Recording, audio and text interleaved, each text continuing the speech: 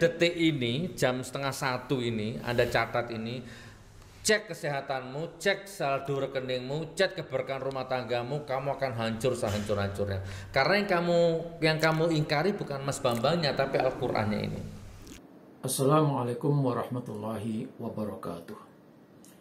Saudara-saudara sebangsa dan setanah air,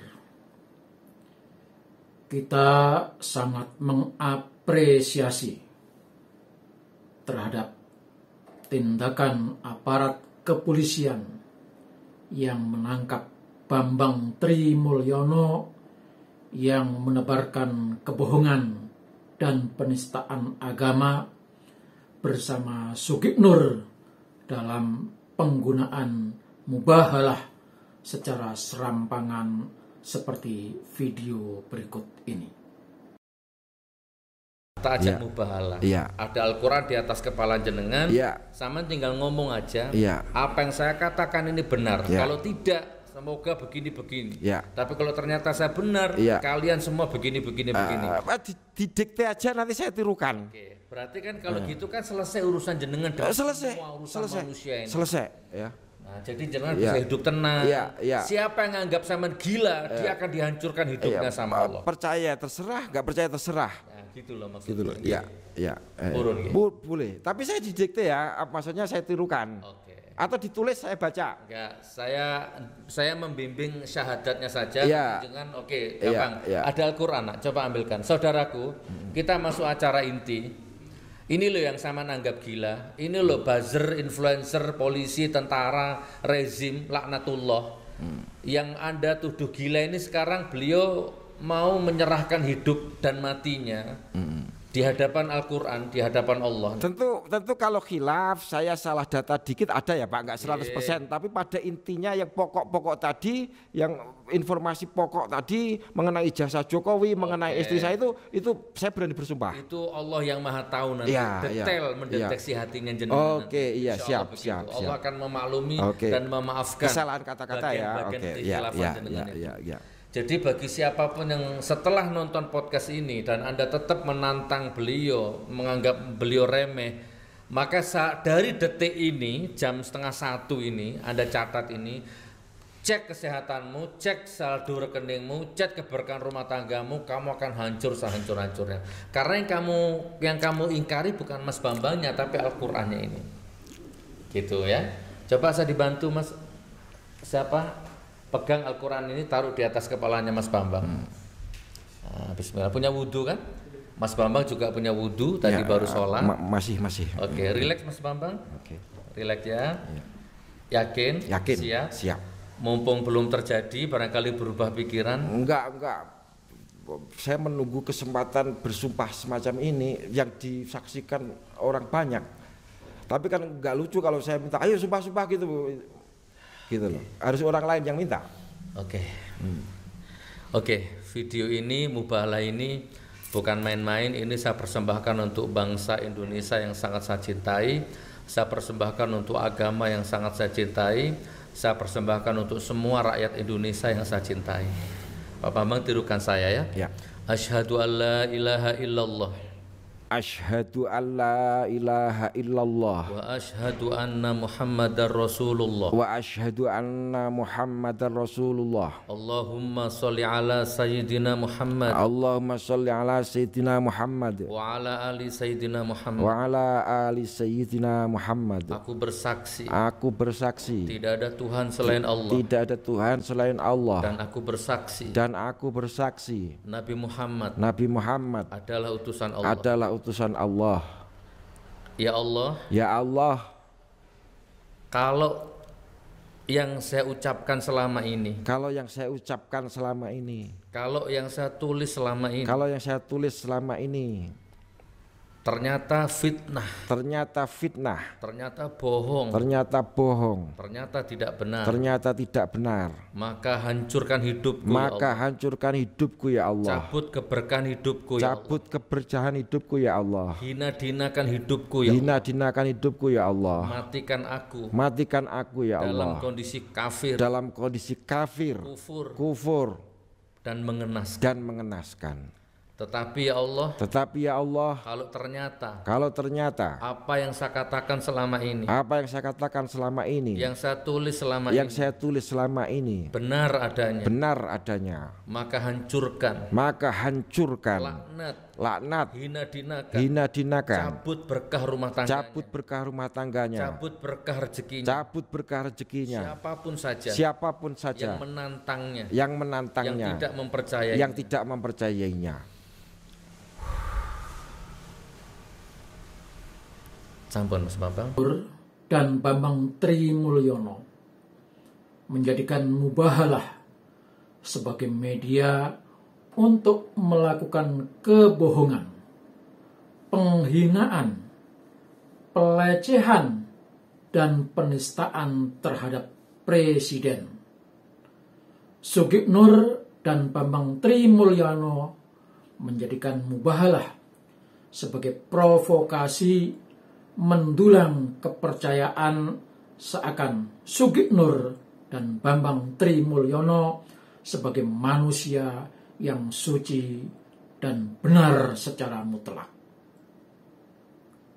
Mubahalah sebagai ajaran agama Islam dinistakan oleh Sugiknur dan Bambang Trimulyono karena Mubahalah digunakan untuk menebar kebohongan, menebar fitnah, menebar ujaran kebencian, dan menebar cacian-cacian terhadap orang-orang atau pihak-pihak yang tidak disukai, utamanya di sini adalah Presiden Republik Indonesia.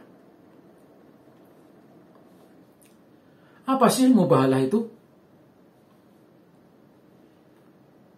Mubahalah adalah al-ijtima' bainal khasmaini wa da'a kullu wahidin minhuma 'ala tarfil akhar. Mubahalah adalah berkumpulnya dua orang yang berseteru. Kemudian masing-masing pihak berdoa untuk dirinya dan untuk lawannya. Dalam doa itu ada ucapan, semoga Tuhan melaknat siapa yang berbohong di antara keduanya. Allah sudah menyatakan dalam firman-Nya, "Faman hajjaka fihi min ba'di ma ja'aka minal 'ilm, faqul ta'alu nad'u abna'ana wa abna'akum wa nisa'ana wa nisa'akum wa anfusana wa anfusakum. Thumma nabtahil falanja'al la'natallahi 'alal kadhibin." Siapa yang membatahmu dalam hal ini setelah datang ilmu kepadamu, maka katakanlah, hai Muhammad, marilah kita panggil anak-anak kita. Kita panggil anak-anak kamu, istri-istri kita dan istri-istri kamu, diri kami dan diri kamu. Kemudian marilah kita bermubahalah agar laknat Allah ditimpakan kepada para pendusta. Surat Ali Imran ayat 61. Mubahalah adalah cara terakhir untuk membuktikan ada di pihak mana kebenaran yang diperselisihkan itu. Karena itu, mubahalah tidak boleh dilakukan secara sepihak dan secara serampangan, apalagi hanya demi menebar kebohongan. Syarat mubahalah yang pertama, harus didahului dengan pembuktian, penyampaian fakta secara ilmiah, kajian secara saintifik oleh salah satu pihak yang boleh jadi dikuatkan oleh pengadilan, tetapi salah satu pihak masih tidak bisa menerima. Itu syarat yang pertama. Yang kedua, dua pihak harus hadir saling berhadap-hadapan. Bahkan kalau bisa dihadiri oleh semua keluarga para pihak secara berhadap-hadapan. Jadi tidak bisa mubahalah hanya dilakukan sendiri. Lalu angkat Al-Quran. Saya bermubahalah, kalau saya benar, saya akan dirahmati Allah. Kalau ente yang salah, ente yang dilaknat Allah. Tidak bisa begitu. Harus kedua-duanya hadir. Tidak seperti yang dilakukan oleh Sugik Nur seperti selama ini. Itu melecehkan ajaran agama. Tidak memenuhi syarat. Harus hadir kedua-duanya. Syarat yang ketiga. Perkara yang diperselisihkan atau perkara yang diyakini sebagai sebuah kebenaran menurut versinya adalah kebenaran yang mengandung kemaslahatan umat dan berkaitan dengan masalah agama. Tidak hanya kemaslahatan kelompok, apalagi cuma kepentingan perorangan. Jadi kalau tidak ada urusan dengan agama, tidak ada mubahalah itu. Apalagi cuma soal ijazah. Apa hubungannya ijazah dengan agama? Nah, itu pelecehan terhadap ajaran agama. Jadi saya ulang lagi, syarat yang ketiga, perkara yang diperselisihkan itu adalah perselisihan dalam perkara agama. Bukan perkara kepentingan, apalagi balas dendam setelah Bambang Trimulyono dipenjara karena kebohongannya. Lalu bikin keonaran lagi. Itu tidak benar. Saya menduga, mungkin di penjara itu dulu enak Bambang Trimulyono karena di sana bisa makan, bisa tidur, dan sekarang ingin mencoba lagi supaya masuk penjara lagi.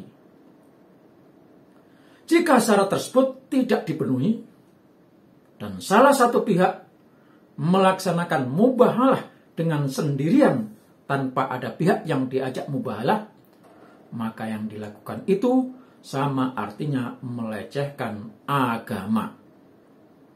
Dan pelecehan agama yang disebabkan melalui media sosial, yang disebarkan melalui media sosial atau media elektronik, berarti pelanggaran Undang-Undang ITE. Dengan demikian, Bambang Trimulyono dan Sugik Nur harus mempertanggungjawabkan perbuatannya di muka hukum. Maka tepat polisi menangkapnya. Segera usut. Khusus kepada Bambang Trimulyono yang dengan pongahnya menggugat Pak Presiden Joko Widodo, menggugat KPU dan Majelis Permusyawaratan Rakyat Indonesia dengan tuduhan pemalsuan dokumen. Sebagai warga negara, saya tidak rela Presiden dilecehkan, MPR dilecehkan, KPU dilecehkan oleh Bambang Trimulyono.